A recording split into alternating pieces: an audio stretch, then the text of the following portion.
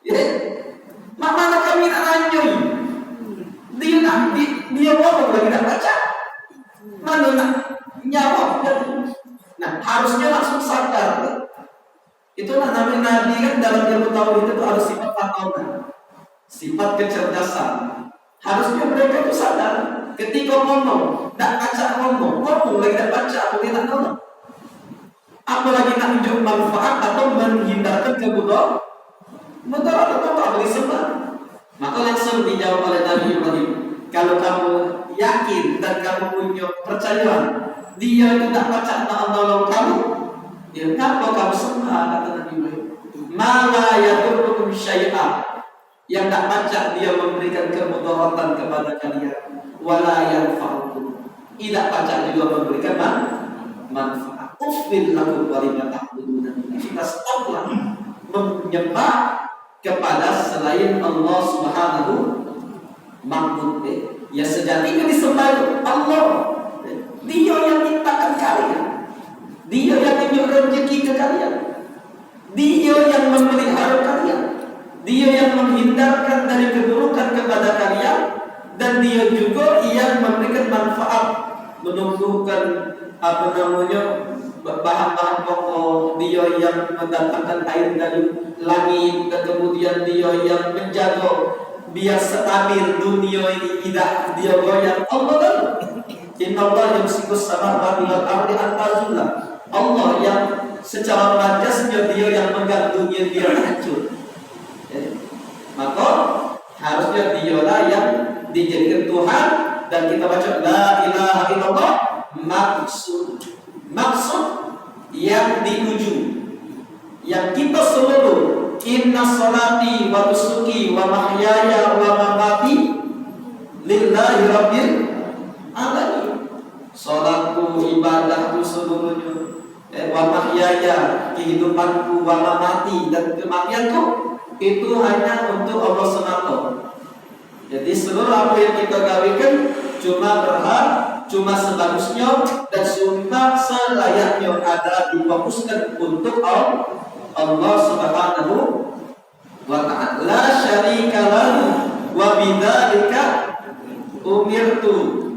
Tidak ada sekutu bagi Allah, dan dengan itu juga aku diperintahkan. Nah, inilah cara kita mikir, kemudian kita katakan setelah azim la ilaha illallah. Allah yang maha agung, Allah dewek yang maha berkuasa di dalam kehidupan dunia. Nah, ini bisa nambahkan keimanan kita. Inilah yang disuruh oleh Nabi untuk kita lakukan. Jadidu imananku, selalulah perbaharui keimanan kalian dengan mengucapkan la ilaha illallah. Nah, kemudian setelah kalian sudah mengatakan aku beriman kepada Allah, artinya aku disuruh oleh Nabi untuk memperbaharui keimanan terus. Kemudian kata Nabi, tsumastaqim, kemudian kalian istiqomahlah dalam membuktikan keimanan tersebut. Makanya setiap perintah ataupun larangan di dalam Al-Quran itu mayoritas ayatnya didahului dengan ya ayyuhalladzina amanu. Ya ayyuhalladzina amanu kutiba alaikumus syiyam, ya, wa aqimus sholata wa atuz zakat. Setelah menyebutkan orang-orang, ya, dzalikal kitabul la raiba fihi hudalil muttaqin alladzina yuqimunas sholata wa mimma razaqnahum yunfiqun. Kata-kata Allah nyinggung orang-orang yang beriman dulu, manggil orang-orang yang beriman dulu, baru kaget merintah dan baru kaget melarang. Kenapa? Karena yang galak nurut itu cuma orang yang percaya sama Allah. Semakin kuat, semakin besar kualitas keimanan, semakin dia akan mempersembahkan ibadah terbaik sama Allah dan nurut apa yang diinginkan oleh Allah Subhanahu wa ta'ala. Tsumastaqim, inilah masuk di dalam pembahasan kita malam ini. Kemudian istiqomah di dalam pembuktian keimanan kalian kepada Allah. Cara kita buktikan keimanan kita? Kita perintah. Apa yang diperintahkan itu digawikan, apa yang dilarang kita kalau dengan itulah kalau kita hidup dalam ketakwaan istiqomah di dalamnya, maka itu kaget jadi keadaan kita matinya.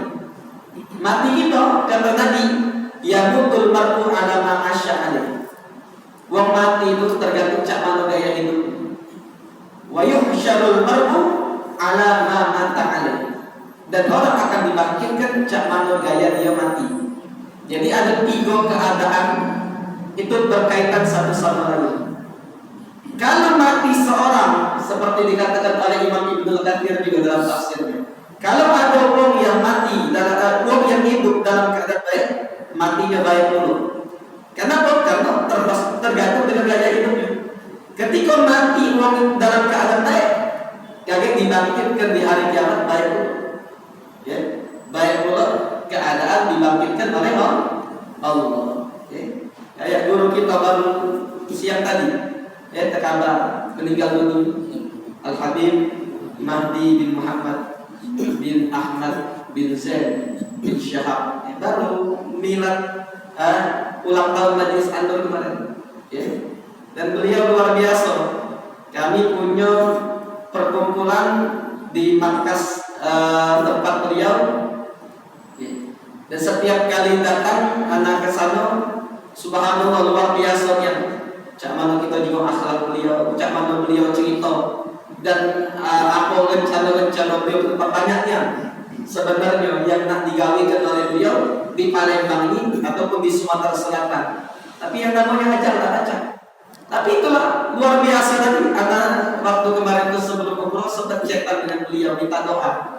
Dan beliau ngomongkan, sampaikan salam aku sama kakek aku sama kekasihku Nabi Muhammad sallallahu alaihi wasallam.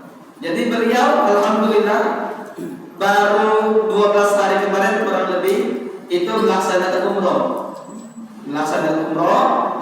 Balik, pas balik langsung hadir di haulnya Kiai Zawawi.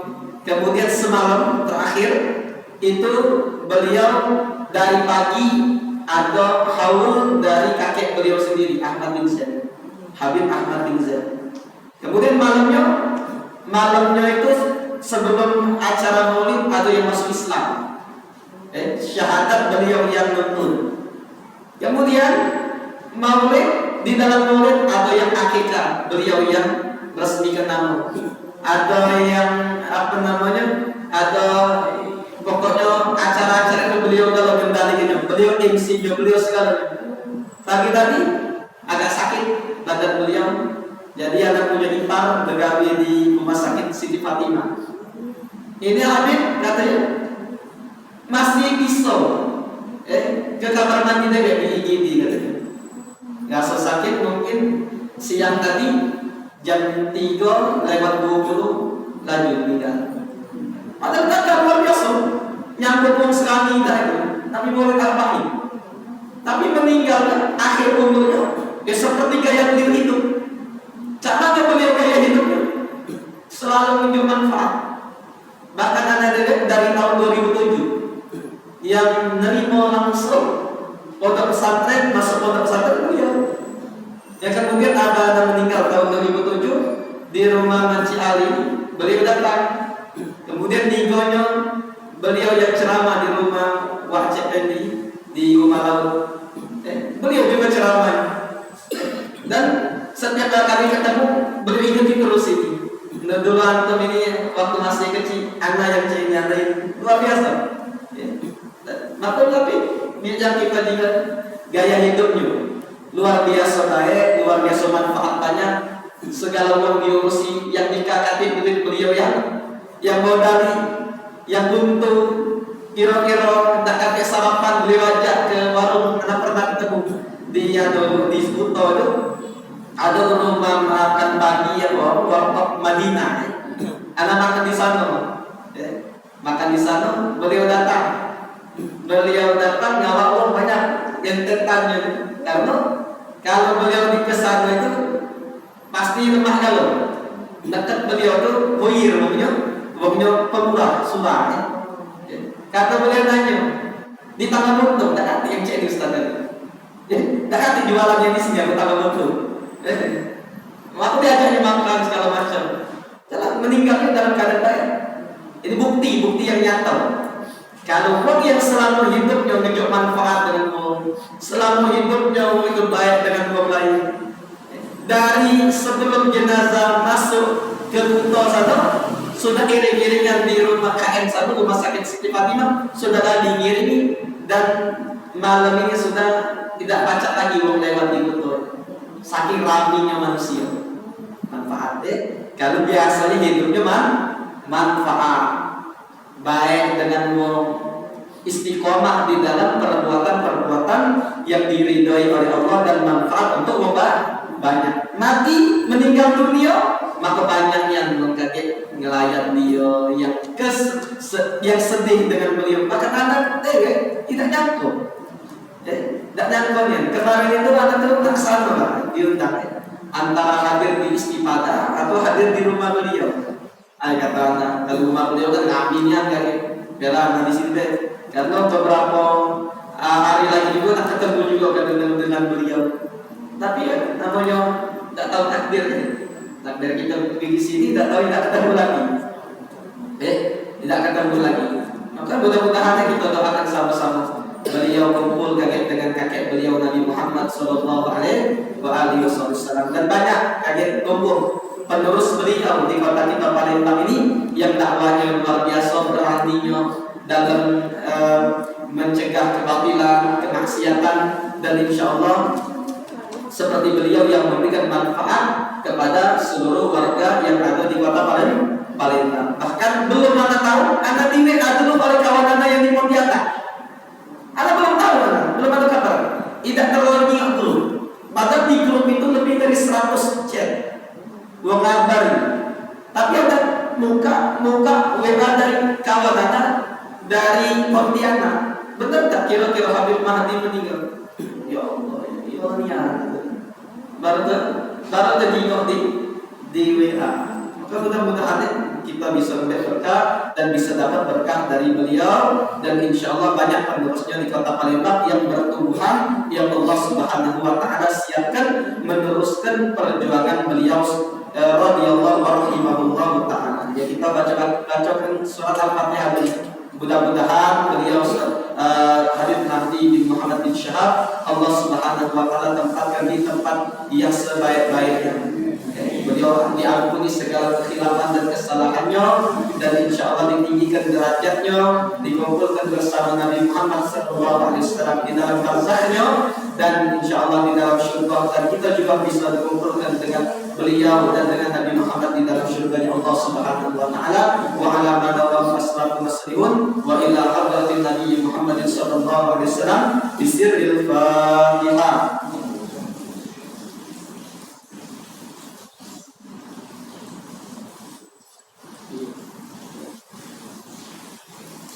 Jadi inilah ketentuan dari Allah. Yang biasa hidup baik, matinya baik. Sudah tengok depan mata kita.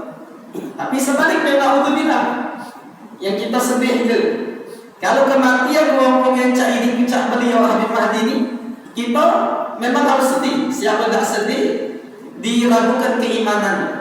Tapi yang lebih sedih lagi ketika ada orang yang belum sempat bertaubat, dia kesehariannya dalam keadaan buruk amal perbuatannya. Nah, ini lebih sedih lagi. Kenapa?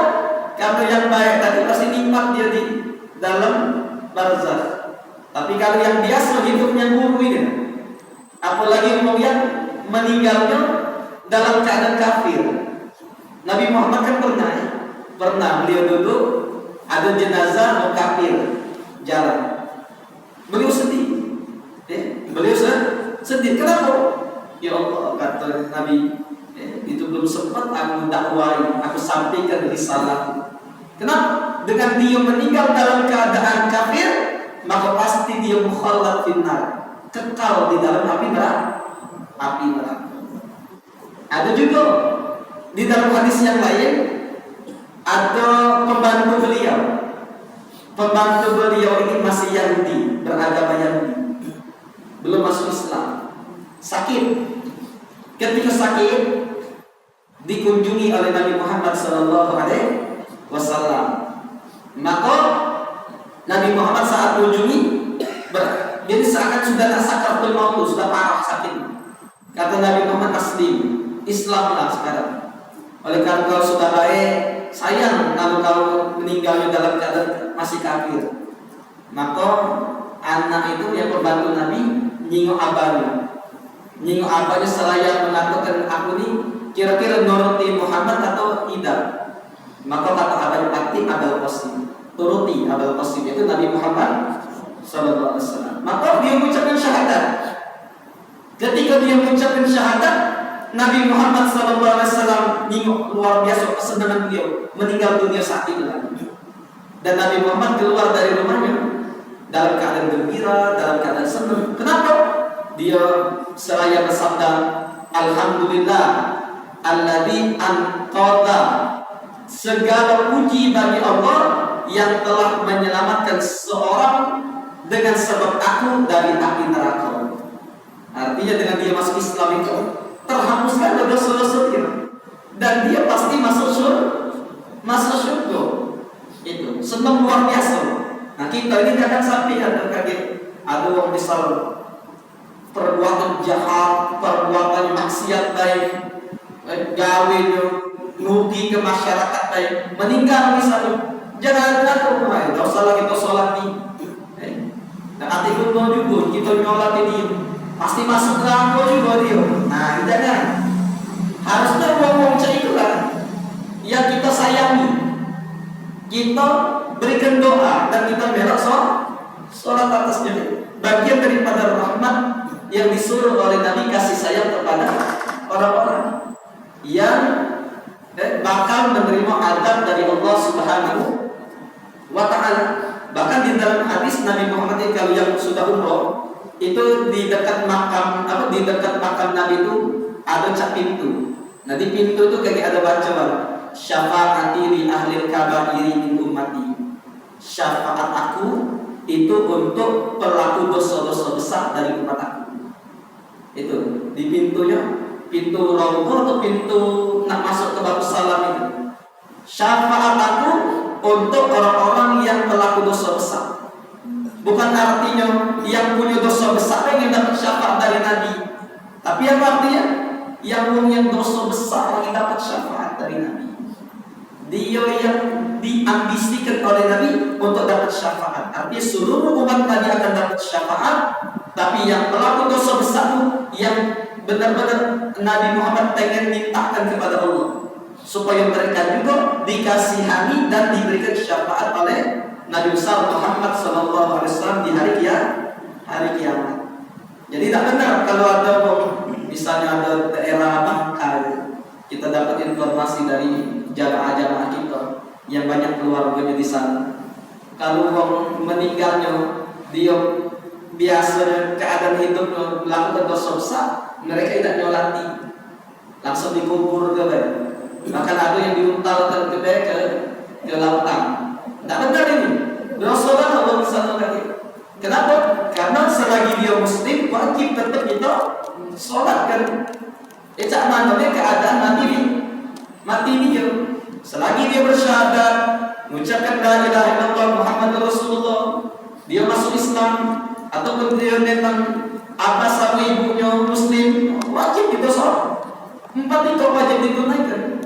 Dimandikan, dikafani, disolatkan dan dikuburkan. Walaupun dia pelaku dosa besar, bahkan mereka yang harus benar-benar kita perhatikan. Ini tak mau di sana dengar kabar.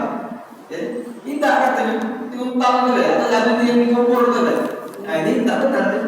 Makanya apa harus benar-benar kita punya hamdul rahmah, punya sifat kasih sayang seperti si sayangnya Nabi Muhammad sallallahu alaihi wasallam. Nabi Muhammad itu orang sudah nyaci beliau, betul nak mundur beliau, bahkan yang sudah mematahkan gigi geraham beliau, pelipis beliau ditombak, tapi masih tetap didoain.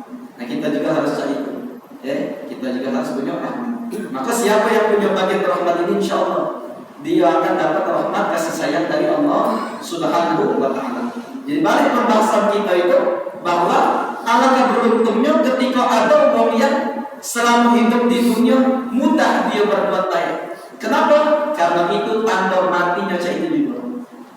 Matinya baik, maka di hari kiamat dibangkitkan dalam keadaan baik. Alangkah sialnya, alangkah jahatnya, nyeselnya pasti. Wong yang biasa hidupnya buruk. Yang kalau dia tidak dapat kasih sayang Allah, matinya dalam keadaan gaya hidupnya buruk juga.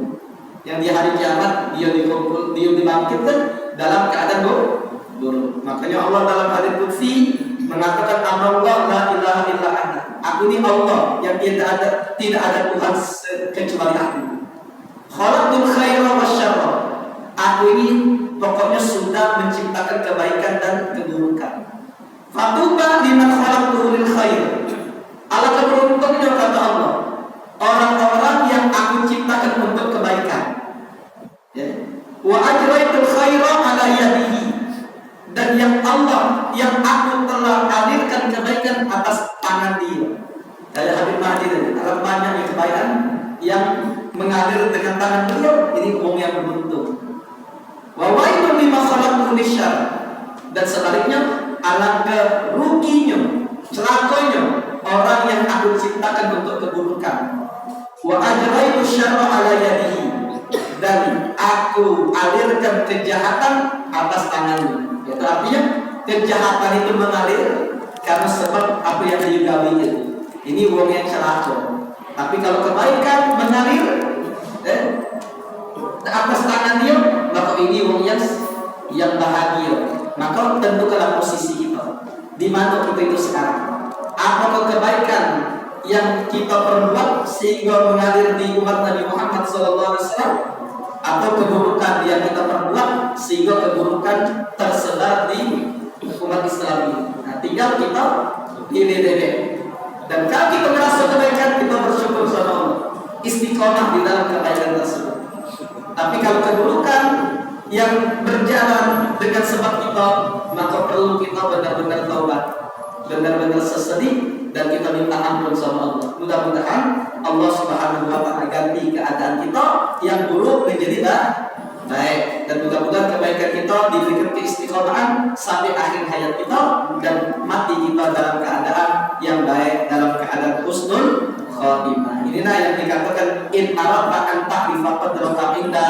Apabila engkau menginginkan untuk mengetahui gimana posisimu di sisi Allah, maka fandur fi ma yuqibuka. Maka jika di mana Allah memposisikan diri, kita diposisikan di tempat baik, alhamdulillah, bersyukur, istiqomah dalam kebaikan tersebut,